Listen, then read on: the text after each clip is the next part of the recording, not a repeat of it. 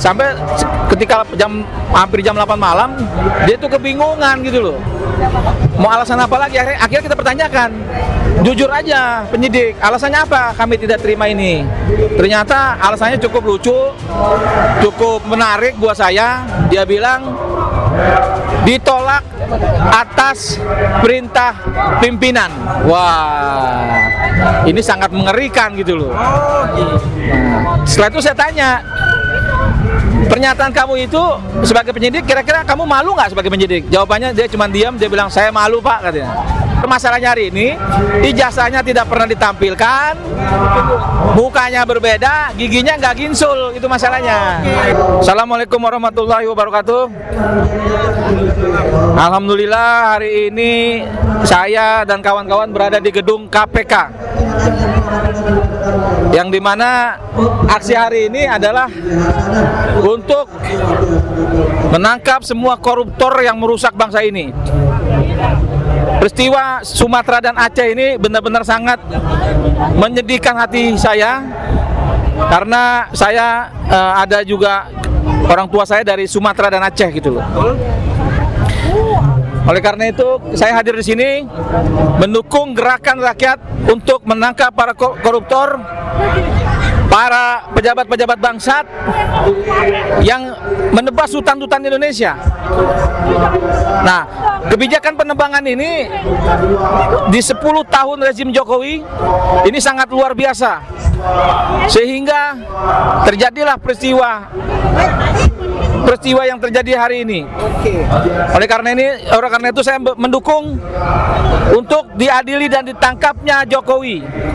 Karena saya pastikan ini pasti ada keterlibatan Jokowi juga di dalam oligarki hutan. Tapi kalau kata termus Jokowi nggak tahu itu Bang, gimana?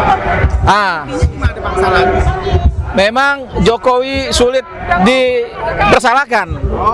Karena apa? Karena yang dibicarakan pasti bohong-bohong terus. Kalau orang bohong tuh pasti selalu pinter-pinter mengelak-elak gitu loh. Seperti halnya kasus ijazah palsu juga gitu loh. Pandai bersilat lidah. Pandai bersilat lidah, pandai berbohong, pandai bersembunyi. Seperti kasus ijazah ini yang hari ini sampai ini nggak ditunjukkan kasus ijazah palsunya. Bang, abang yang viral di Ainus itu bang, yang soal Dumatno, gimana tuh soal Dumatno bang? Jadi Dumatno sampai hari ini belum berani keluar ya. Saya berharap, kawan-kawan berharap Dumatno tuh keluar. Jangan keluar apanya rohnya atau gimana? Dumatno itu masih hidup apa udah mati sih bang? Nah katanya kemarin masih hidup, mau dihadirkan di Inus. Saya berharap dihadir supaya apa? Supaya jelas Dumatno ini keberadaannya. Karena apa? Kan ada isu itu foto Dumatno, tapi dia biarkan. Berapa tahun dia biarkan? Artinya dia bisa dinyatakan sebagai penyebab kegaduhan gitu loh. Seharusnya dia segera klarifikasi kalau itu memang betul bukan dia gitu loh. Tapi pertanyaannya hari ini, seorang Dumatno jabatannya hebat banget gitu kan. Ini dapatnya dari mana? Komisaris dan lain-lain gitu loh. Ini yang harus kita koprek-koprek lah gitu loh. Kalau bukan karena Jokowi, saya rasa susah ya buat jabatan ini gitu loh. Nah, menjawab pertanyaan saya tadi mengenai pelaporan Andi Aswan di Polda Metro Jaya. Gimana lanjutannya? Nah, saya melaporkan dari jam 1 sampai hampir jam 8, jam 9 malam ya. Di situ cukup menarik. Karena setelah sekian lama datang penyidik dibilang alat bukti tidak kuat. Jadi ditolak. Atas kuasa hukum kami berpendapat, wah ini tidak boleh tidak ditolak karena ada beberapa alat bukti. Dia bilang saya laporkan dulu ke pimpinan. Turun lagi, ada lagi dia bawa alasan lagi, dibantah lagi oleh kuasa hukum kami, naik lagi dia minta izin dulu arahan pimpinan. Sampai ketika hampir jam 8 malam dia tuh kebingungan gitu loh.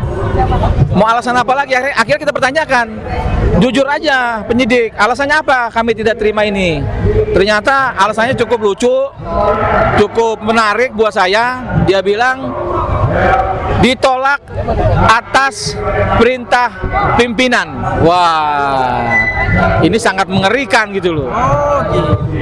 Setelah itu saya tanya, pernyataan kamu itu sebagai penyidik, kira-kira kamu malu nggak sebagai penyidik? Jawabannya dia cuma diam, dia bilang saya malu Pak katanya. Artinya ini keterlibatan Polri ini untuk melindungi ijazah Jokowi luar biasa gitu loh. Jadi saya menduga sekali, waduh jangan-jangan ijazah Jokowi ini benar-benar yang di Polda ini palsu kali ini.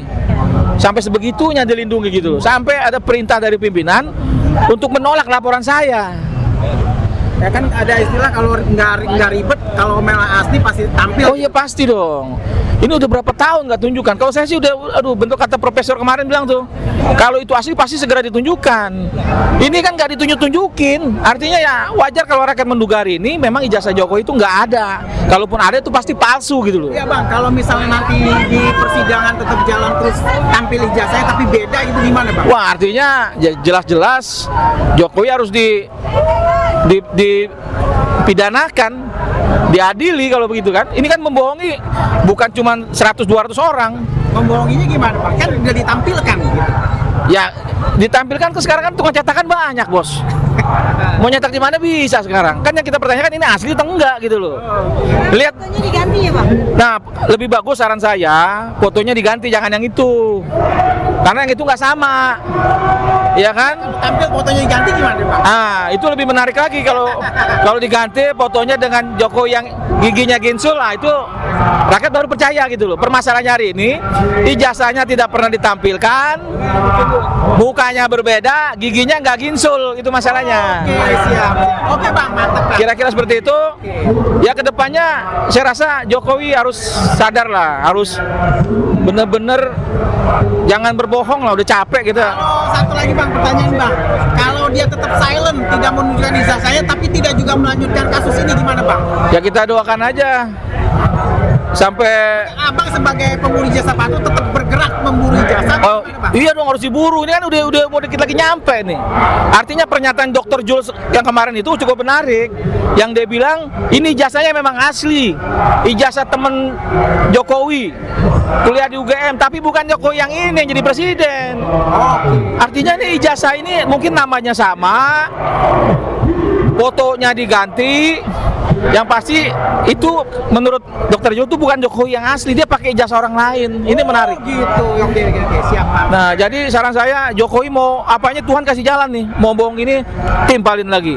Mau begini lagi dihajar lagi sama orang. Kan Jokowi kuat banget sih Bang. Jokowi kuat ya mungkin biasa kalau orang hah? Susah di Nepal. Oh, nanti akan ada waktunya di Nepalin gitu loh. Oke, siap. Jadi kan kalau di Nepal ini kan tinggal nunggu waktu aja nih. Oke. Kira-kira seperti itu. Terima kasih. KPK penipu Pak. KPK sudah dimandulkan oleh Jokowi. Oleh karena itu, siapapun yang terpilih sekarang adalah hasil manipulasi juga, hasil rekayasa. Jadi nggak benar itu, harusnya dibubarkan itu. Ya, masa Bobby nggak berani manggil? Kaisang, siapa lagi? Gibran, Jokowi, semua aman. Ya. Medan dengan nikahnya. Blok Medan itu sudah disebutkan oleh terpidana yang sudah almarhum ya, mantan gubernur Maluku Utara. Ya, Halmahera. Ya. Dan sekarang gubernurnya pun punya pesan banyak. Jadi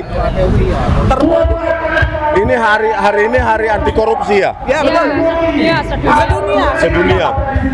Sebenarnya ini hari pesta pora korupsi di Indonesia. Pesta pora. Kenapa saya bilang 1 juta pengangguran loh. Mahasiswa itu 1 juta pengangguran sarjana di Indonesia. 1 juta. Ya. Dan banyak sekali orang miskin. Tetapi mereka yang digaji sekarang menjadi pimpinan KPK nggak berani menangkap siapapun. Apalagi yang berkaitan dengan geng Solo. Iya betul. Padahal Betul nggak Bang? Geng Mulyono, Bang. Oh iya. Geng Mulyono ini orang Solo. Geng Jokowi atau Maaf orang Solo. Geng Mulyono. Ini orang Solo, Pak Uri. Solo. Ini orang Solo. Geng Mulyono atau geng Jokowi. Orang Solo protes. Loh, Pak Sunarko ada di sana? Ada sama Om Lim. Oke, bentar Pak. Saya batuk-batuk. Ya, gantian. Bentar lagi, bentar. Jadi ya Kok kelihatannya kayak dari pertama tadi ya, kelihatannya goblok banget ini KPK ini. ya, jadi hari ini kita merayakan Hari Anti Korupsi Sedunia karena nyata sekali lembaga KPK kita ini sangat goblok sekali dalam hal memberantas kasus-kasus korupsi.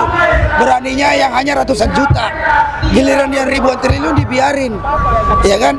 Padahal tugas fungsinya itu adalah seharusnya adalah mereka inilah yang benar-benar berjibaku menangkap semua para koruptor lalu lalang di depan mereka, bahkan nggak berani manggil. Sampai kemarin Dewan Pengawas KPK memanggil penyidik-penyidik itu karena kenapa dia tidak berani manggil namanya Bobby, namanya udah disebut berkali-kali di pengadilan, Jokowi namanya berkali-kali disebut pengadilan, kasus ASDP lah, kasus Tom Lembong lah, kasus banyak kasus lah, ya kan, semuanya Pak Jokowi kan nggak berani gitu loh. Jadi bisa dikatakan komisioner KPK hari ini memang adalah produk daripada era rejim Jokowi, ya kan.